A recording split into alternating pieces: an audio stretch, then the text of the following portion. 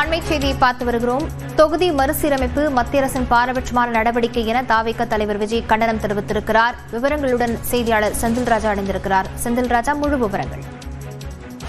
லாவண்யா, தமிழக வெற்றி கழகத்தின் தலைவரான விஜய் இந்த தொகுதி சீரமைப்புக்கு கடுமையான ஒரு கண்டனத்தை தெரிவித்து ஒரு அறிக்கை வெளியிட்டிருக்கிறார். அதில் மக்களவை உறுப்பினர்களின் எண்ணிக்கையை 850 உயர்த்துவதை நோக்கமாக கொண்ட அரசியலமைப்பு மசோதா 2026 மூலம் மக்களவையின் அமைப்பில் ஒரு குறிப்பிடத்தக்க மாற்றத்தை முன்மொழிந்துள்ளது. இது மசோதா நாளை தொடங்கவுள்ள நாடாளுமன்ற சிறப்பு கூட்டத்தொடரில் விவாதத்திற்கு எடுத்துக் கொள்ளப்பட இருக்கிறது.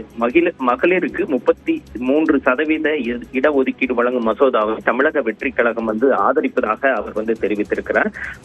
அது மட்டும் இல்லாமல் இந்த தொகுதி மறுசீராய்வில் தென் மாநிலங்களுக்கான முக்கியத்துவம் குறைவதற்கான வாய்ப்பு இருக்கிறது என்றும் கண்டனம் தெரிவித்திருக்கிறார். அப்படி முன்மொழிந்தால் மொழி, கலாச்சாரம் மற்றும் மாநில உரிமைகள் சார்ந்த சட்டங்கள் இயற்றுதல் மற்றும் ஒன்றிய அரசின் கொள்கை வகுத்தல் உள்ளிட்ட தென் மாநிலங்களின் பிரதிநிதித்துவம் குறைந்து வட மாநிலங்களுக்கான பிரதிநிதித்துவம் அதிகரிக்கும் என்றும் அவர் குறிப்பிட்டிருக்கிறார். இதனால் தென் மாநில மக்களின் கோரிக்கைகள், குறிப்பாக ஒன்றிய அரசின் அறிவிப்புகளை முழுமையாக கடைபிடிக்காத தமிழ்நாடு மக்களின் குரல் நாடாளுமன்றத்தில் ஒலிக்காமல் போகும் என்றும் அவர் குறிப்பிட்டிருக்கிறார்.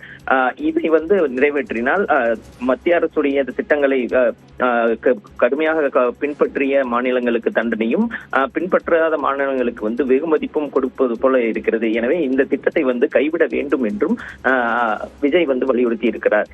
லாவண்யா, விவரங்களுக்கு நன்றி செந்தில்ராஜா.